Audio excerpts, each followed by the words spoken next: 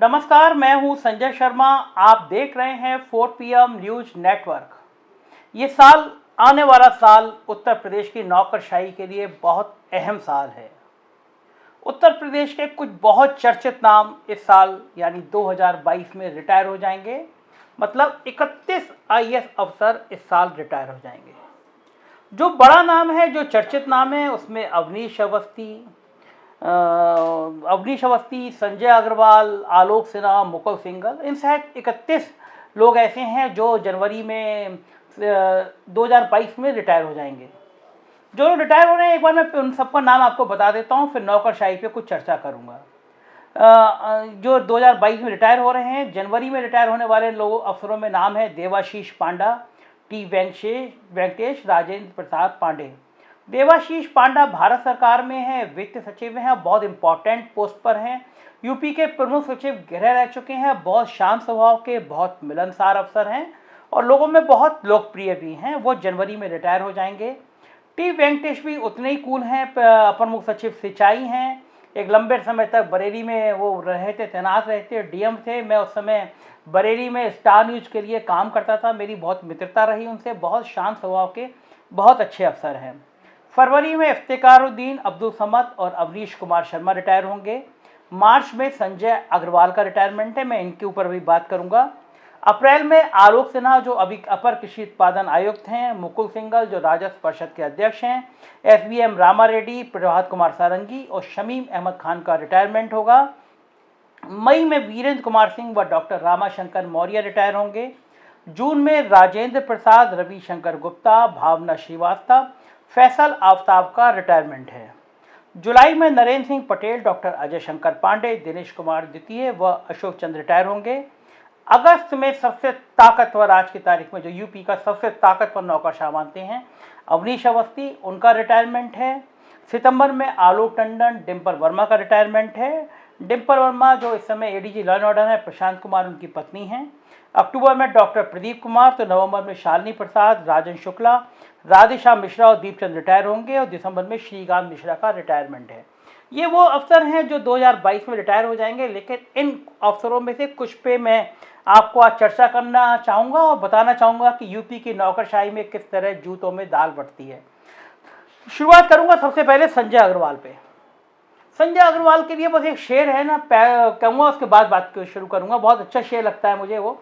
पैदा ना हो जमी से नया आसमां कोई, पैदा ना हो जमी से नया आसमां कोई, दिल कांपता है आपकी रफ्तार देखकर।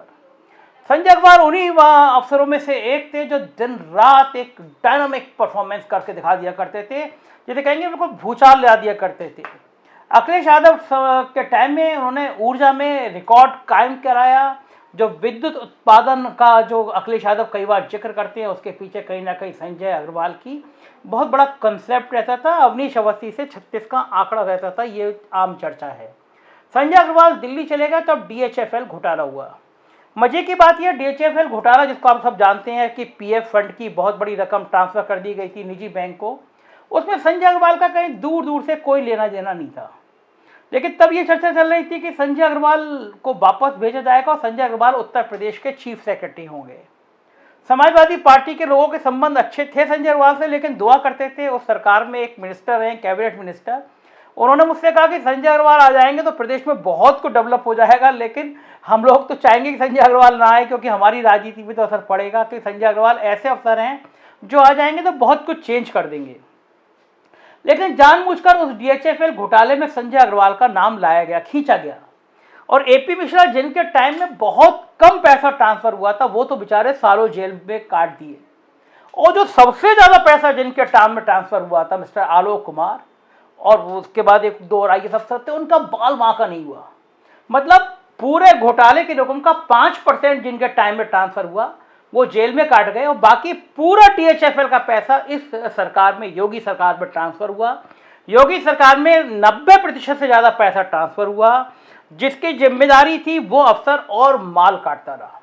जानबूझ के अखबार वालों को संजय अग्रवाल का नाम बताया गया, जिसे संजय अग्रवाल चर्चा में आ जाए, संजय अग्रवाल पे सवाल खड़े हो जाए। मजे की बात यह है, जो साइन बताए गए, संजय अग्रवाल ने कई बार EOW को कहा, आर्थिक अपराध अनुसंधान जो जांच कर रही थी, कि ये मेरे साइन नहीं है, इसको फॉरेंसिक लैब में जांच करा लीजिए। महीनों बीत गए लेकिन संजय अग्रवाल के साइन नहीं कराए गए, जिससे संजय अग्रवाल बदनामी के घेरे में रहे। आखिर में बताया जाता है कि संजय अग्रवाल ने सारी जानकारी पीएमओ को दी, वहां से क्लास लगी और उसके बाद जब जांच में साइन भेजे गए तो वो संजय अग्रवाल के नहीं निकले, मगर मंसूबे जिनके थे, जिनके षड्यंत्र वो काम कर गए। संजय अग्रवाल वापस नहीं आ पाए और अब उनका रिटायरमेंट है। दूसरा बड़ा नाम इसमें आता है वो मुकुल सिंघल का है। बहुत लंबे समय तक प्रमुख सचिव नियुक्ति रहे हैं, आजकल अध्यक्ष राजस्व परिषद हैं। शांत स्वभाव के हैं, लेकिन एक टाइम में उनकी भी चीफ सेक्रेटरी बनने की चर्चा चली थी, बन नहीं पाए। आजकल अध्यक्ष राजस्व परिषद हैं और सरकार के करीबी लोगों में माने जाते हैं। एक और नाम था आलोक सिन्हा का। ये भी बहुत इंटेलिजेंट अफसर हैं, कृषि उत्पादन आयुक्त हैं, व्यवहार के बहुत अच्छे हैं, काम की परफॉर्मेंस बहुत अच्छे देते हैं।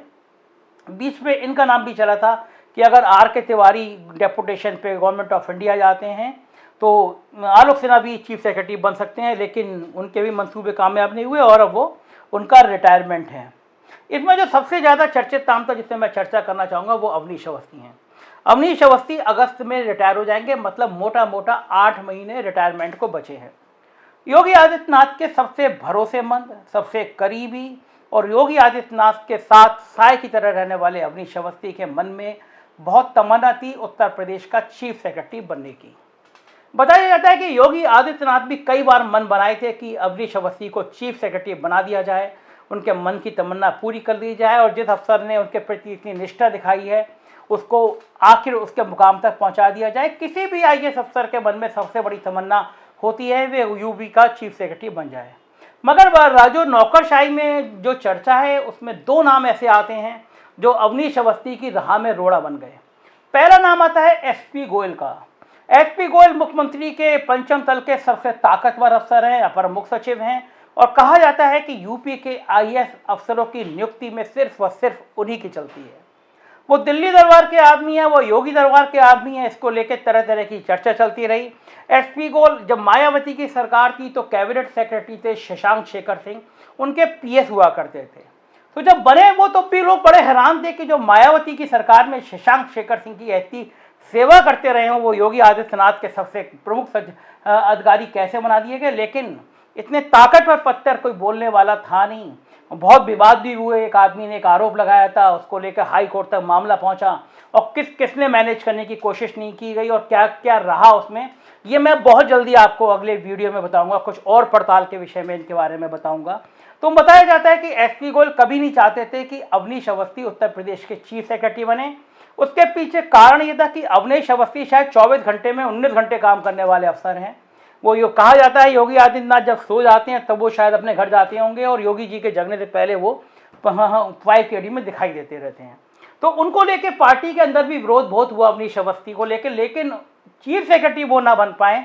नौकरशाही में चर्चा है कि इसके लिए एसपी गोयल ने बहुत तिकड़ में बिठाई, दिल्ली दरबार को संदेश भिजवाए कि ये तो योगी जी के सबसे करीबी हैं, एक तरफा हो जाएगा मामला, लेकिन वो शायद एसपी गोयल अपनी रणनीति में कामयाब हो गए। दूसरा बड़ा नाम था नवनीत सहगल। नवनीत सहगल और अवनीश अवस्थी के बीच भी 36 के आंकड़े हैं। ये बात हर नौकरशाह में हर आदमी बता देगा। जब नवनीत सहगल सीन से बाहर थे, नवनीत सहगल मायावती के बहुत खास हैं, नवनीत सहगल अखिलेश यादव के बहुत खास थे और आजकल योगी आदित्यनाथ के बहुत खास हो गए हैं। बीच में वो नवनीत सहगल खास नहीं थे। 3 साल तक योगी आदित्यनाथ जी ने उनको अपने इर्द गिर्द नहीं फटकने दिया। बहुत नाराज रहते थे वो अपनी नवनीत सहगल की शैली से। लेकिन फिर बाद में नवनीत सहगल ने दिल्ली दरबार का दामन थामा और एसपी गोयल ने इस बात की पूरी कोशिश करी कि वो मुख्यमंत्री के इर्द गिर्द आ जाएं, क्योंकि वो दोनों मिलकर अवनीश अवस्थी का थोड़ा कद कम कर सकते थे। हाथरस की घटना के बाद वो कामयाब भी हो गए। अवनीश अवस्थी से सूचना का काम हटा दिया गया जिससे वो मीडिया मैनेज करते थे। हालांकि कुछ लोग अवनीश अवस्थी से ये भी नाराज रहते थे कि उनके टाइम में पत्रकारों का बहुत उत्पीड़न हुआ, बहुत मुकदमे लिखे गए, धमकाया गया, जांचें सेटअप की गई और ये एक तरफा फैसला इसलिए था क्योंकि वो मुख्यमंत्री को बताना चाहते थे कि हजूर आपके खिलाफ जिसने लिखा मैंने उसको बर्बाद करने में कोई कसर नहीं छोड़ी। इसकी वजह से मीडिया का एक बहुत बड़े धड़े को अवनीश अवस्थी ने अपना दुश्मन बनाया।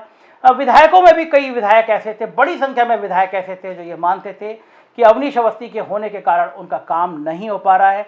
जो मुख्यमंत्री से अपनी भड़ास नहीं निकाल पाते थे वो अवनीश अवस्थी पे अपनी भड़ास निकालते थे। अवनीश अवस्थी ने बड़ी कोशिश करी कि दिल्ली दरबार मैनेज हो, लेकिन एक के बाद एक घटनाएं ऐसी होती चली गई जो वो मैनेज नहीं कर पाए और अभी तक तो चीफ सेक्रेटरी की कुर्सी अब उनसे दूर होती हुई नजर आ रही है, क्योंकि दिसंबर के आखिरी में यानी 1 सवा महीने बाद आचार संहिता लग जाएगी। उससे पहले अब यूपी का चीफ सेक्रेटरी बदला जाए इसकी संभावना कम है, क्योंकि चीफ सेक्रेटरी आर के तिवारी बोलते कम हैं लेकिन उनके भी सूत्र कम नहीं हैं। उन्होंने आरएसएस में बड़े प्रमुख लोगों को पकड़ रखा है। कृष्ण गोपाल जी के उनके करीबी संबंधों की लेके चर्चाएं बहुत होती हैं। कृष्ण गोपाल भी संघ का ऐसा नाम है जिसको यूपी के बड़े बड़े नौकरशाह पकड़ के रखते हैं, अपने साथ रखते हैं, और कृष्ण गोपाल जी के नंबर शायद संघ में इस बात के लिए कम भी हो गए क्योंकि नौकरशाही के बीच में उनके उठने बैठने की, उनके संबंधों की चर्चाएं आम हो गई थी। तो संघ पसंद नहीं करता कि कोई प्रचारक इस तरह नौकरशाही में हस्तक्षेप करे। कई जिलों के एडीएम ऐसे हैं जिनके कृष्ण गोपाल के रिश्तों को लेकर कई बार सवाल भी खड़े हुए। तो ये पूरा मकड़ जाल था नौकरशाही का। उत्तर प्रदेश की नौकरशाही ने मुख्यमंत्री योगी आदित्यनाथ के सपने को ध्वस्त करने में कोई कसर नहीं छोड़ी। मुख्यमंत्री के आसपास रहने वाले अफसर आपस में लड़ते रहे। यही कारण है कि आज की तारीख में मुख्यमंत्री को इतनी परेशानी उठानी पड़ रही है। मुझे लगता है नौकरशाही की इतनी खरी खरी इतनी तीखी बात सुना कहने वाला कोई और चैनल होगा नहीं जो सारा सच आपको बता दे।